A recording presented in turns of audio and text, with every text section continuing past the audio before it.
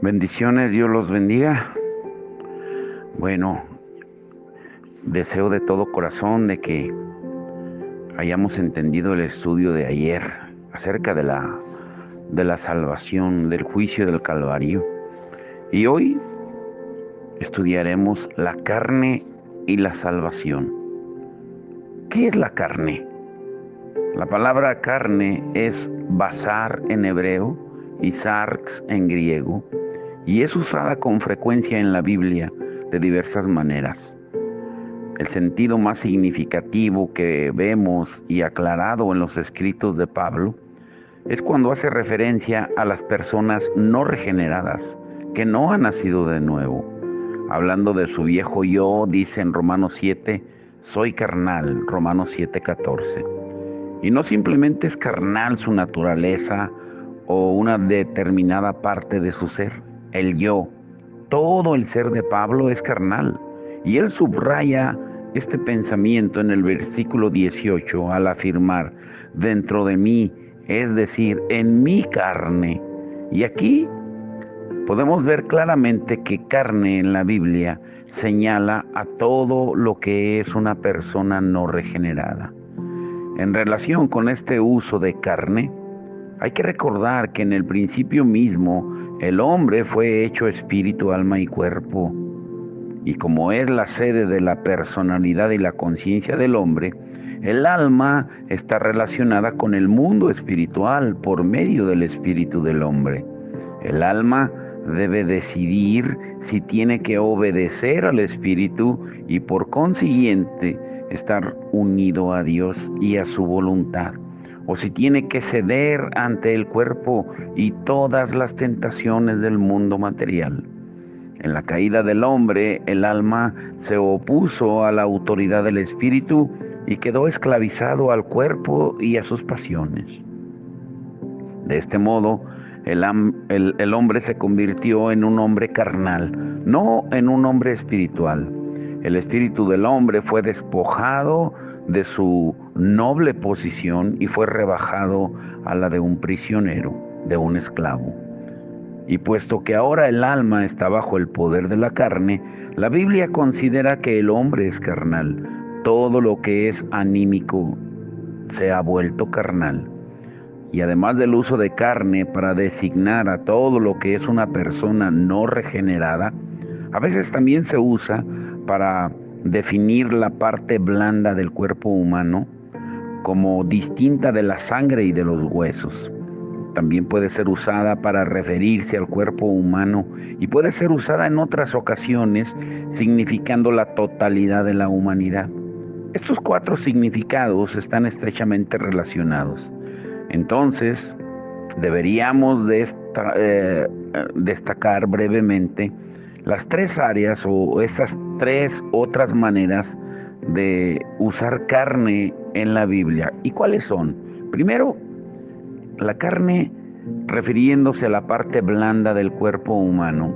Sabemos que un cuerpo humano está compuesto de carne, de huesos y de sangre. La carne es la parte del cuerpo por medio de la cual percibimos el mundo que nos rodea. Por consiguiente, una persona carnal es una que sigue al mundo, que va más allá de tener simplemente carne, va tras la sensación de su carne. Segundo, carne, refiriéndose al cuerpo humano, en términos muy amplios, significa el cuerpo humano, tanto vivo como muerto, según la última parte de Romanos 7.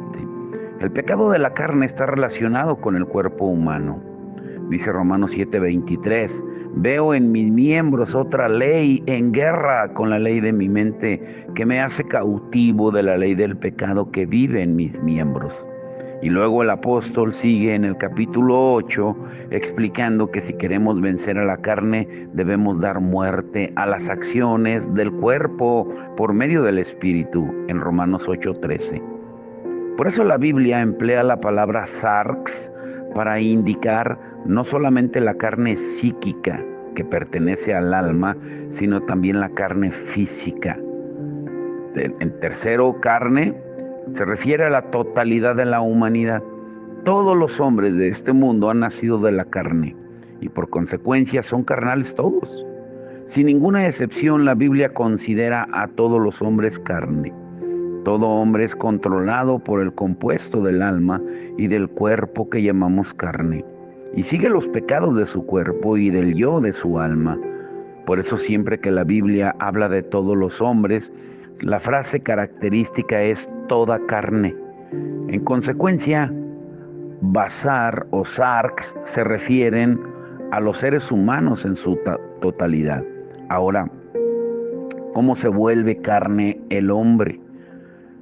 Jesucristo dijo en Juan 3:6, lo que nace de la carne es carne. Así lo afirmó Jesús a Nicodemo. Y hay 3 preguntas que quedan contestadas con esta afirmación. Número 1, ¿qué es la carne? ¿Cómo se vuelve carne el hombre? ¿Y cuál es su categoría o naturaleza? Primero, ¿qué es la carne? Jesús dice, lo que nace de la carne es carne.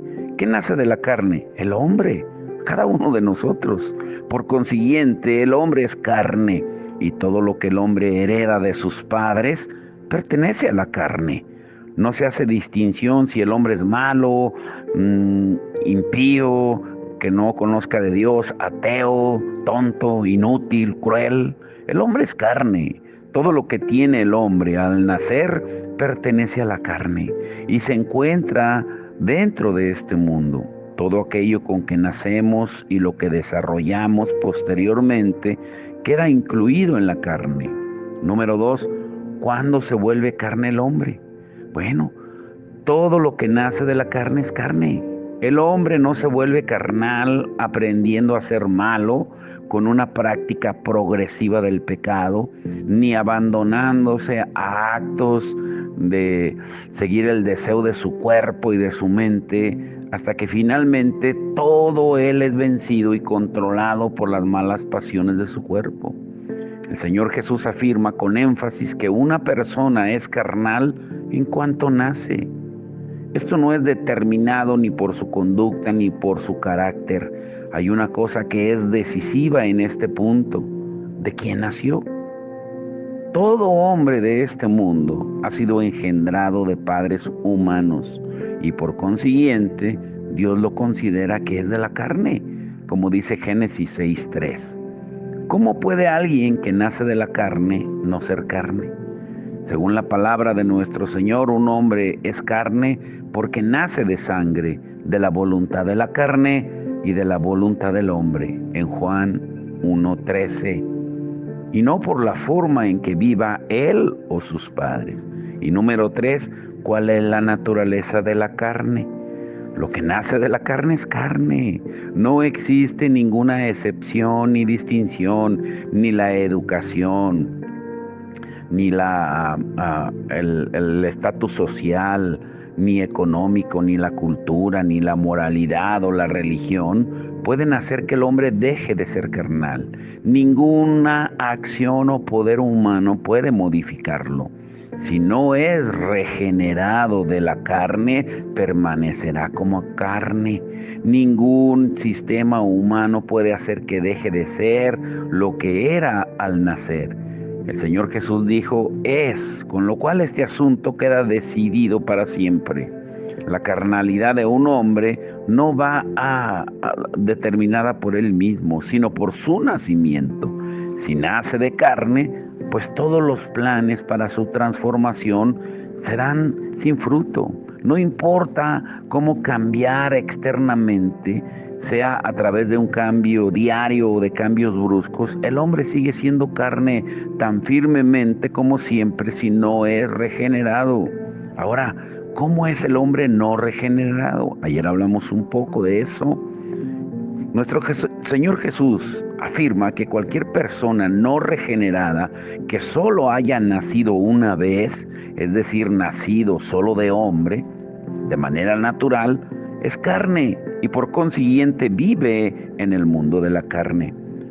Cuando no éramos todavía regenerados antes de conocer la palabra, de nacer de nuevo, de escuchar el Evangelio, vivíamos con las pasiones de nuestra carne, siguiendo los deseos del cuerpo y de la mente, y éramos por naturaleza hijos de ira, como el resto de la humanidad, porque los hijos de la carne no son los que son hijos de Dios. Eso dice Efesios 2:3 y Romanos 9:8. Un hombre cuya alma puede ceder a las pasiones del cuerpo y cometer muchos pecados indescriptibles, puede estar tan muerto para Dios como dice Efesios 2:1, muerto en transgresiones y en la circuncisión de la carne, como también dice Colosenses 2:13. ¿Qué puede no tener conciencia de su pecaminosidad? O sea, puede pensar que lo que hace es correcto. Al contrario, puede incluso estar orgulloso considerándose mejor que los demás, hablando francamente, pero olvida lo que dice la palabra en Romanos 7:5, 14 y 25. Dice que mientras vivíamos en la carne, nuestras pasiones pecaminosas, despertadas por la ley, trabajaban en nuestros miembros para llevar fruto para muerte, por la simple razón de que éramos carnales, atados al pecado. Por eso con nuestra carne servíamos a la ley del pecado. Y aunque la carne es en extremo fuerte, pecando y siguiendo el deseo egoísta, es extremadamente débil respecto a la voluntad de Dios. El hombre no regenerado es incapaz de cumplir la voluntad de Dios, siendo debilitado por la carne. Y la carne es hostil a Dios, no se somete a la ley de Dios, porque no puede, dice Romanos 8:3 y Romanos 8:7. Sin embargo, esto no quiere decir que la carne es ajena por completa a las cosas de Dios.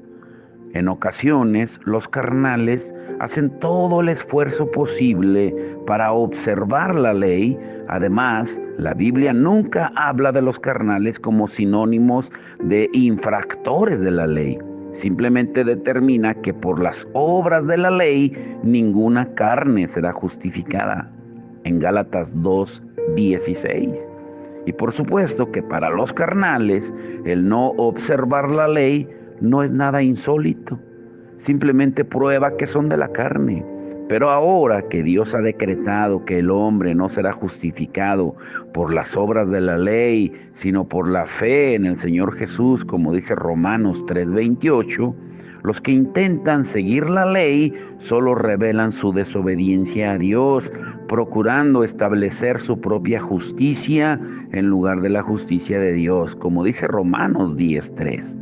Y además esto revela que pertenecen a la carne.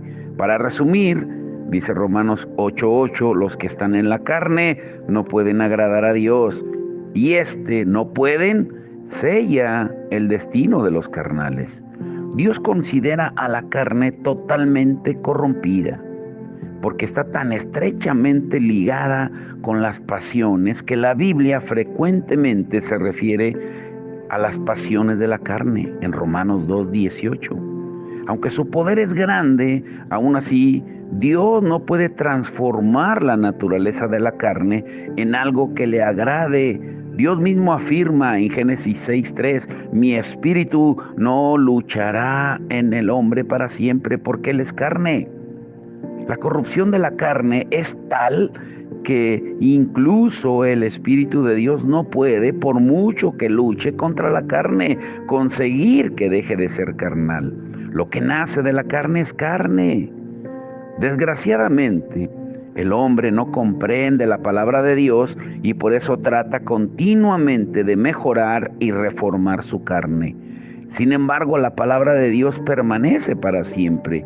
A causa de la tremenda corrupción de la carne, Dios advierte a sus santos que odien incluso el vestido manchado con la carne. En Judas, versículo 23. Como Dios sabe valorar la auténtica condición de la carne, Él declara que es incambiable. Cualquier persona que intenta mejorarla con actos de humillación personal o trato severo al cuerpo, castigándose, autoflagelándose, fracasará por completo. Dios reconoce la imposibilidad de que la carne sea cambiada o mejorada. Por eso, al salvar al mundo, Él no intenta modificar la carne del hombre. En lugar de eso, le concede al hombre una vida nueva para ayudarlo a dar muerte a la carne. La carne tiene que morir. Esto es lo que es la salvación, como estudiamos el día de ayer. Ahora, número 2, entonces, la salvación de Dios, ¿qué es? El apóstol afirma que Dios ha hecho lo que la ley, debilitada por la carne, no podía hacer, enviando a su propio Hijo en la semejanza de la carne de pecado, y en lo concerniente al pecado, condenó al pecado en la carne. Romanos 8:3. Esto revela la situación real de la clase moral de los carnales, que quizás están muy dispuestos a observar la ley. Por eso estamos viendo hoy en día tanto engaño con los que se están volviendo mesiánicos, volviendo a las obras de la ley o de la carne. Y es verdad que pueden estar observando algunos de sus puntos, sin embargo, son debilitados por la carne porque no pueden observar toda la ley. Ahora, por supuesto que debemos observar o que hay otra clase reconocida en Romanos 8:7, que no se preocupa en absoluto de observar la ley de Dios. La mente que está asentada en la carne es hostil a Dios, porque no se somete a la ley de Dios, porque no puede. Porque la ley deja muy claro que el que las hace vivirá por ella. En Gálatas 3:12 Pablo les dice, mencionando a Levítico 18:5, o sea, si no cumple toda la ley, será condenado. Alguien puede preguntar, ¿cuánto de la ley debo de observar o de seguir? Toda la ley, porque el que observa toda la ley pero falla en un punto, se hace culpable de toda.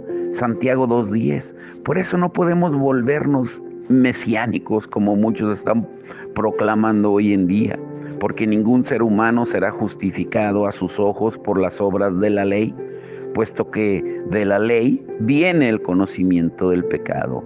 Romanos 3:20. Cuanto más uno desea observar la ley, pues más descubre lo pecador que es y lo imposible que es observarla. La reacción de Dios a la pecaminosidad de todos los hombres es ocuparse Él mismo de la tarea de la salvación.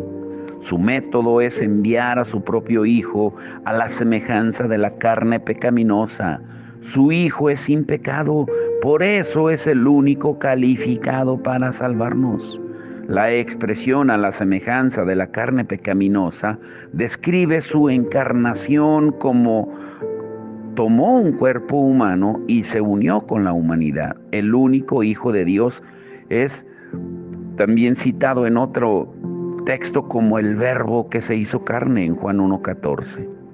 Su venida a la semejanza de la carne pecaminosa es que se hizo carne, y de ese versículo podemos ver que por eso en Romanos 8:3 nos explica también de qué manera se hizo carne la palabra.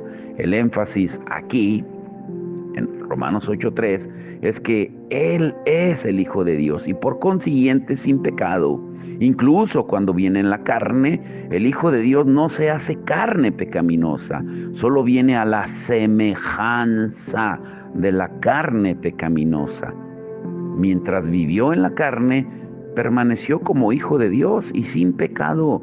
Sin embargo, como tiene la semejanza de la carne pecaminosa, está estrechísimamente unido a los pecadores del mundo que viven en la carne. Y entonces, pues, ¿cuál es el propósito de su encarnación? La explicación que nos da la Biblia es, en Hebreos 10:12, el sacrificio por los pecados. Y esta es la obra de la cruz. El Hijo de Dios tiene que expiar nuestros pecados. Todos los carnales pecan contra la ley, no pueden establecer la justicia de Dios y están condenados a la perdición y al castigo. Pero el Señor Jesús, al venir al mundo, tomó esa semejanza de la carne pecaminosa y se une tan completamente a los carnales que estos son castigados por su pecado en la muerte de Cristo en la cruz. Ya no tiene que sufrir porque es sin pecado, pero sufre. O sea, Jesús no tiene que sufrir porque es sin pecado, pero sufre porque tiene la semejanza de la carne pecaminosa. En la posición de una nueva cabeza corporativa, el Señor Jesús incluye a todos los pecadores en su sufrimiento, y esto explica el castigo por el pecado. Como sacrificio por el pecado, Cristo sufre por todos los que están en la carne. Pero esta pregunta, ¿y el poder del pecado que llena a los carnales? Dice que condena al pecado en la carne. Él, que es sin pecado, es hecho pecado por nosotros para que muera por el pecado. Él es muerto en la carne. Es lo que dice Primera de Pedro 3:18. Al morir en la carne, lleva a la cruz el pecado en la carne. Esto es lo que quiere decir la frase condenó el pecado en la carne. Condenar es juzgar o imponer un castigo. El juicio y el castigo del pecado es la muerte. Por eso el Señor Jesús da muerte al pecado en su carne. Y por consiguiente podemos ver en su muerte que no solo son juzgados nuestros pecados, sino que incluso es juzgado el pecado mismo. Desde entonces el pecado ya no tiene ningún poder sobre los que se han unido a la muerte del Señor, y en consecuencia tienen al pecado condenado en su carne. Ahora, para entender la regeneración, debemos de saber que la liberación que da Dios del castigo y del poder del pecado se realiza en la cruz de su Hijo. Ahora pone esta salvación delante de todos los hombres para que todo el que quiera aceptarlo, que se arrepienta, sea salvo. Dios sabe que en el hombre no hay nada bueno, ninguna carne puede agradarle. Está corrompida, sin posibilidad de reparación, puesto que es tan irremediable. ¿Cómo puede el hombre agradar a Dios después de haber creído si Él mismo no le da algo nuevo? Pero gracias a Dios que nos ha otorgado una vida nueva, su vida no creada, a los que creen en la salvación del Señor Jesús y lo reciben como su Salvador personal. Esto es lo que se llama regeneración o nuevo nacimiento. Aunque Dios no puede modificar nuestra carne, nos da su vida. La carne del hombre permanece tan corrupta en los que han nacido de nuevo como en los demás. La carne de un santo es la misma que la de un pecador. En la regeneración, la carne no se transforma. El nuevo nacimiento no ejerce ninguna influencia sobre la carne. Permanece tal como es. Dios no nos transmite su vida para educar o amansar o adiestrar a la carne. Al contrario, nos la da para vencer a la carne. En la regeneración, el hombre pasa a estar vinculado a Dios por el nuevo nacimiento. La regeneración significa nacer de Dios. De igual manera que nuestra vida carnal nace de nuestros padres, nuestra vida espiritual nace de Dios. El significado del nacimiento es transmitir vida. Al decir que nacemos de Dios, queremos decir que recibimos una vida nueva de Él. Lo que hemos recibido es una vida auténtica. Ya hemos estudiado de qué manera somos carnales los seres humanos. Nuestro espíritu está muerto y nuestra alma dirige totalmente todo el ser. Andamos según las pasiones del cuerpo. No hay nada bueno en nosotros.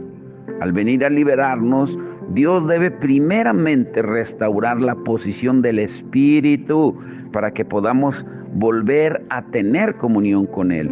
Y esto sucede cuando creemos en el Señor Jesús. Dios pone su vida en nuestro espíritu y de este modo lo resucita de la muerte. Ahora el Señor Jesús afirma que lo que nace del Espíritu es Espíritu en Juan 3:6. Y en ese momento la vida de Dios, que es el Espíritu, entra en nuestro espíritu humano y lo restaura a su posición original. El Espíritu Santo se instala en el espíritu humano y de esa manera el hombre es transferido al mundo espiritual. Nuestro espíritu es avivado y vuelve a prevalecer. El espíritu nuevo mencionado en Ezequiel 36:26 es la vida nueva que recibimos en la regeneración. El hombre no es regenerado por hacer algo especial, sino por creer en el Señor Jesús como su Salvador.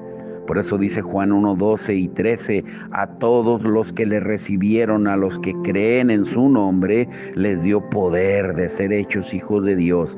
Los que nacieron no de sangre, ni de voluntad de la carne, ni de la voluntad del hombre, sino de la voluntad de Dios.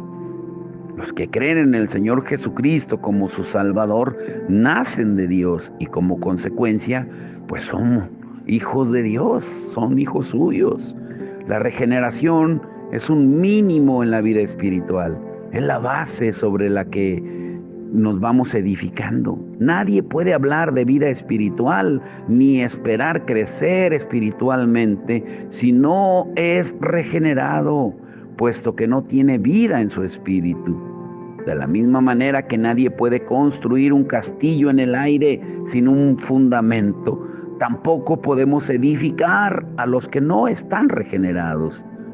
Si intentamos enseñarle a un no regenerado a que haga el bien y adore a Dios, pues estaremos enseñando a un muerto, porque están muertos en sus delitos y pecados. Al tratar de reformar la carne, estamos intentando hacer lo que Dios no puede hacer. Por eso es vital que cada creyente sepa, sin lugar a dudas, que ya ha sido regenerado y que ha recibido una vida nueva. Debe ver claro que el nuevo nacimiento no es intentar ponerle un parche a la vieja carne o transformarla en vida espiritual. Al contrario, es recibir una vida que nunca antes ha tenido. Quien no nace de nuevo no puede ver el reino de Dios, no puede percibir los misterios espirituales, ni saborear la dulzura celestial del reino de Dios. Su destino solo es el de esperar la muerte y el juicio. Para él no hay nada más. Pero, ¿cómo puede saber una persona que ha sido regenerada? Juan nos dice que el hombre nace de nuevo al creer en el nombre del Hijo de Dios y al recibirle. En Juan 1:12, el Hijo de Dios se llama Jesús, que significa salvará al pueblo de sus pecados. Mateo 1:21. Así pues, creer en el nombre del Hijo de Dios equivale a creer en Él como Salvador, creer que murió en la cruz por nuestros pecados para librarnos del castigo y del poder del pecado. Creer eso es recibirle como Salvador. Si alguien desea saber si está regenerado o no, pues únicamente tiene que hacerse una pregunta. ¿He ido a la cruz como un pecador desválido, arrepentido, y he recibido al Señor Jesús como Salvador? Si responde afirmativamente, pues está regenerado. Todo el que cree en el Señor Jesús nace de nuevo. Ahora, este punto es muy importante. ¿Cuál es el conflicto entre lo nuevo y lo viejo? Para una persona regenerada es esencial que comprenda lo que ha obtenido con el nuevo nacimiento y lo que persiste de su naturaleza. Este conocimiento le ayudará en su peregrinaje espiritual. En este punto puede resultar útil explicar todo lo que hay comprendido en la carne del hombre y también la manera en que el Señor Jesús en su redención trata con los componentes de esa carne. En otras palabras, ¿qué hereda un creyente en la regeneración? Bueno, una lectura de varios versículos de Romanos 7 puede dejar claro que los componentes de la carne son principalmente el pecado y el yo. el pecado que vive en mí, es decir, en mi carne. Dice Romanos 7, 14, 17 y 18. El pecado aquí es el poder del pecado y el mí es lo que reconocemos normalmente como el yo. Si un creyente quiere comprender la vida espiritual, no debe estar desorientado acerca de estos dos elementos de la carne. Sabemos que el Señor Jesús ha tratado con el pecado de nuestra carne en su cruz. Y la palabra nos informa que nuestro viejo yo fue crucificado con Él en Romanos 6:6.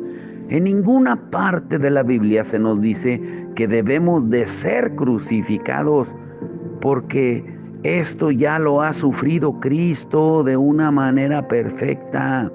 En lo referente al asunto del pecado, al hombre no se le exige que haga nada. Solo tiene que considerar esto como un hecho consumado. Por eso dice Romanos 6:11, considérense muertos.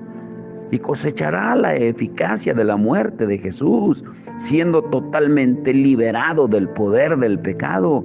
Es lo que dice Romanos 6:14.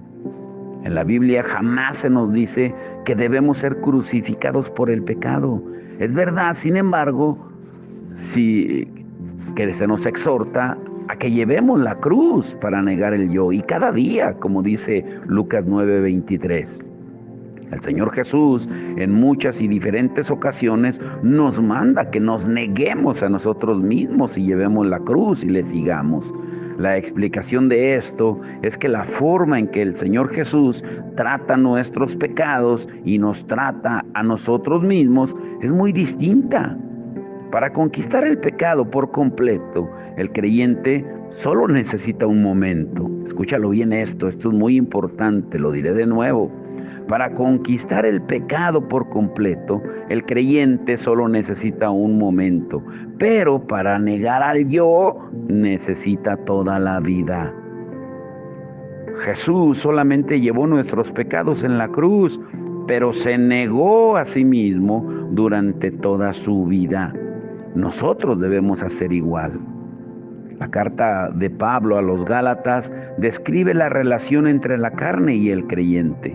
Por un lado nos dice que los que pertenecen a Cristo Jesús han crucificado la carne con sus pasiones y deseos. Gálatas 5:24. El mismo día que una persona se identifica con el Señor Jesús, su carne también es crucificada. Ahora bien, alguien podría pensar, sin la instrucción del Espíritu Santo, que su carne ya no existe. Pero, ¿acaso no ha sido crucificada?, se preguntará.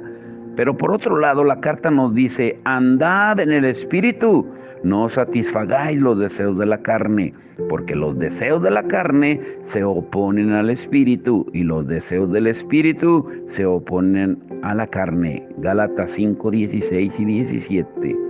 Aquí se nos dice claramente que el que pertenece a Cristo Jesús y que ya tiene al Espíritu Santo viviendo en él, aún tiene la carne en él.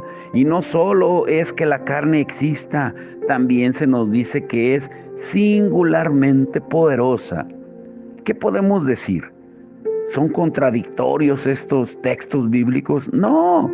El versículo 24 pone énfasis en el pecado de la carne, mientras que el versículo 17 lo pone en el yo de la carne. O sea, la cruz de Cristo, escúchalo bien, trata con el pecado, y el Espíritu Santo trata con el yo por medio de la cruz. Cristo libera por completo al creyente del poder del pecado por medio de la cruz, para que el pecado no vuelva a reinar.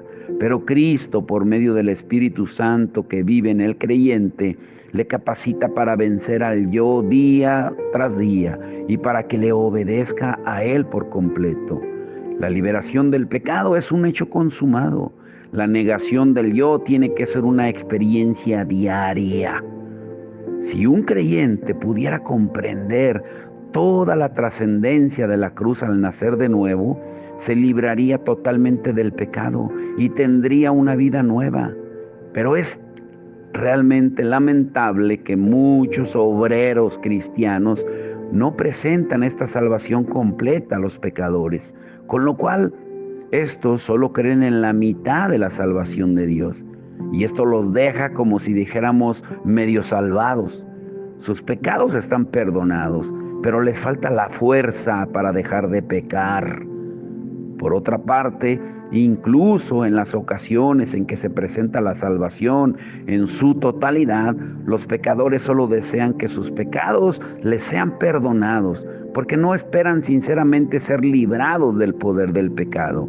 Y esto también les deja medio salvados.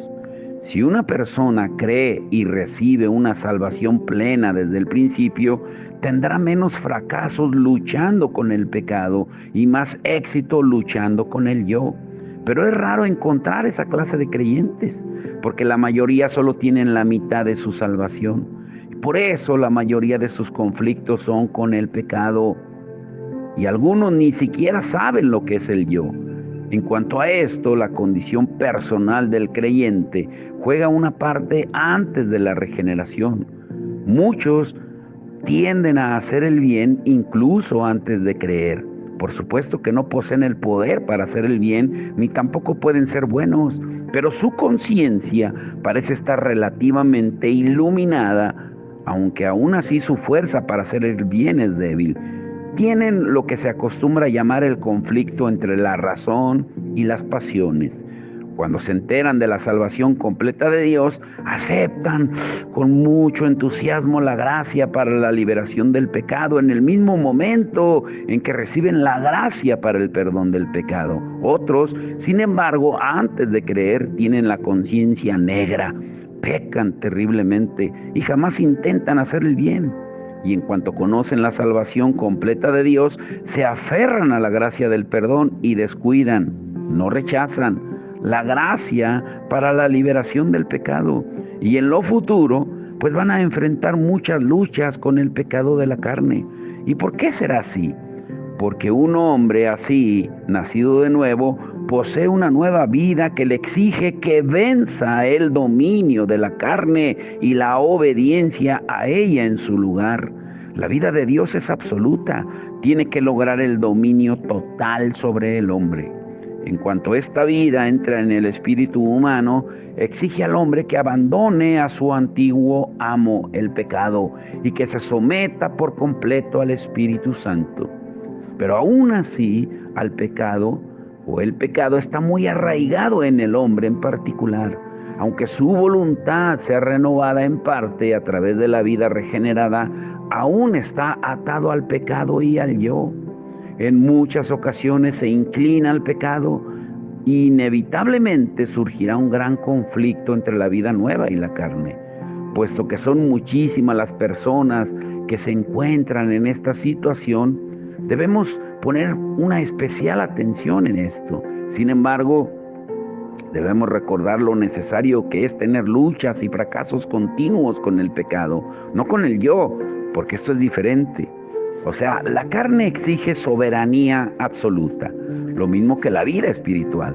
La carne desea tener al hombre sujeto para siempre a ella misma, mientras que la vida espiritual quiere tener al hombre completamente sujeto al espíritu. La carne y la vida espiritual son diferentes por completo. La naturaleza de la carne es la del primer hombre, Adán, mientras que la naturaleza de la vida espiritual pertenece al último Adán, a Jesús. Y el móvil de la naturaleza de Adán es terrenal y el de la segunda, el de Cristo, es celestial. La carne controla todas las cosas en el yo. La vida espiritual lo centra todo en Cristo. La carne desea llevar al hombre al pecado, pero la vida espiritual anhela llevarle a la justicia. Puesto que estas dos son tan esencialmente opuestas, ¿de qué forma puede evitar una persona chocar continuamente con la carne? Bueno, el creyente estará en constante lucha si no comprende toda la salvación de Cristo. Cuando los nuevos creyentes entran en estos conflictos, se quedan estupefactos, o sea, no saben qué hacer. Algunos se desesperan por crecer espiritualmente, pensando que son demasiado malos. Otros empiezan a dudar de si están realmente regenerados, sin ver que la regeneración misma conlleva a esta confrontación. Antes, cuando gobernaba la carne sin interferencias, porque el espíritu estaba muerto, podían pecar terriblemente sin tener ningún sentimiento de culpabilidad. Pero ahora ha surgido la nueva vida y con ella la naturaleza, el deseo, la luz y el pensamiento celestial. Con esta nueva luz penetra, o cuando esta nueva luz penetra en el hombre, pone al descubierto de inmediato la corrupción que hay dentro de él. El nuevo creyente ya no quiere permanecer en un estado semejante y anhela seguir la voluntad de Dios. Y la carne empieza a luchar con la vida espiritual. Y esta batalla le da la impresión al creyente de que en su interior hay dos personas. Cada una tiene su propia idea y fuerza. Cada una busca la victoria. Cuando domina la vida espiritual, el creyente se siente muy feliz. Pero cuando empieza a dominar la carne, se entristece. Las experiencias de esta clase confirman que estas personas han sido regeneradas porque la misma lucha que están teniendo lo confirma. El propósito de Dios no es ni será jamás reformar la carne, sino destruirla. El yo en la carne debe ser destruido con la vida de Dios que el creyente recibe en la regeneración. Y desde luego la vida que Dios transmite al hombre es poderosa, pero la persona regenerada aún es un niño recién nacido y muy débil. La carne ha llevado las riendas durante mucho tiempo y su poder es tremendo. Además, el regenerado aún no ha aprendido a recibir por la fe la completa salvación de Dios. Aunque esté salvado, aún está en la carne durante este periodo. Ser carnal significa estar gobernado por la carne. Lo más lamentable es que un creyente iluminado por la luz celestial para conocer la maldad de la carne y para desear con todo el corazón vencerla, se encuentre demasiado débil para lograrlo. Y es cuando derrama muchas lágrimas de tristeza. ¿Y cómo no va a estar frustrado, enojado consigo mismo, si aunque él tiene un nuevo deseo de destruir al pecado y de agradar a Dios, su voluntad no es bastante firme para dominar al cuerpo de pecado? Y pocas son las victorias y muchas las derrotas. Por eso Pablo lo expresa en Romanos 7, del 15 al 23. Y muchos se identifican con su grito de casi total desespero. Miserable hombre de mí, ¿quién me liberará de este cuerpo de muerte? En Romanos 7:24. ¿Cuál es el significado de esta confrontación? Es una de las maneras en que el Espíritu Santo nos disciplina. Dios ha proporcionado una salvación total para el hombre. El que no sabe que la tiene no podrá disfrutar de ella ni tampoco podrá experimentarla si no la desea. Dios solo puede dar algo a los que creen, a los que reciben, a los que piden, los que se arrepienten. Por eso cuando el hombre pide el perdón y la regeneración, Dios se lo concede. Y Dios usará el conflicto para llevar al creyente a buscar y conseguir el triunfo total en Cristo. El que antes era ignorante ahora deseará saber. Y entonces el Espíritu Santo tendrá una oportunidad de revelarle lo que Cristo ha hecho con su viejo hombre en la cruz para que ahora pueda creer y poseer este triunfo. Y el que no poseía porque no buscaba, descubrirá por medio de esta lucha que toda la verdad que él tenía solo era mental y por consiguiente inútil. Y esto le hará desear experimentar la verdad que solo había conocido mentalmente. Las luchas aumentan día a día. Si los creyentes se mantienen fieles sin desesperar, pasarán por conflictos más duros hasta el momento en que sean liberados. Señor, que nos dé iluminación a través de su Espíritu Santo. Vamos a orar. Padre, en el nombre de Jesús te damos gracias. Gracias por enseñarnos, Señor, que es una lucha. Porque ¿cuántos de los que están escuchando no se frustran en ocasiones, pensando que no son lo suficientemente fuertes o que incluso dudan de su salvación, de que han nacido de nuevo, por las luchas constantes entre la carne y el espíritu. Pero tú nos hablas claramente, Señor, de estas naturalezas, de la espiritual y la carnal. Y la que alimentemos más es la que va a gobernar. Si alimentamos más la naturaleza espiritual, va a dominar a la carnal. Pero si alimentamos más los apetitos de la carne, pues no tendremos deseos de lo espiritual. Y es lo que sucede, que a veces no tenemos la revelación de tu palabra, Señor, para darnos cuenta de que aunque hemos nacido de nuevo, seguimos caminando en los deseos de la carne y no tenemos deseo, ni hambre, ni sed de justicia tuya, Señor. Y seguimos oponiéndonos a los deseos del Espíritu. Hoy revélanos, Señor, que tenemos que tomar nuestra cruz diariamente, como tú lo dijiste en tu palabra, y seguirte. Pero es diario. No es que tomo la cruz hoy y mañana la dejo y después la vuelvo a tomar, sino es constante. Es tomar la cruz todos los días, hasta el fin del mundo. Pero tú estarás con nosotros, es tu promesa que tú nos has hecho. Tú nos has incluso dado la garantía del Espíritu por la eternidad, porque tú lo dijiste que estaría con nosotros para siempre y nos enseñaría todas las cosas. Y Él nos revela tu palabra, nos da luz de tu palabra. Señor, que este año, como hemos orado y seguiremos orando, que sea diferente a los demás. Que haya un pueblo entendido en conocerte y que en temerte, Señor. Señor, danos ese temor a través de tu palabra, porque no va a venir como por arte de magia. Tenemos que buscar tu palabra, porque el principio de la sabiduría es el temor a Dios, que podamos entenderlo y aplicarlo en nuestros corazones, alma y espíritu, para poder vencer a la carne y entender lo que es la carne y la verdadera salvación. Te damos la gloria en el nombre de Jesús. Amén y amén.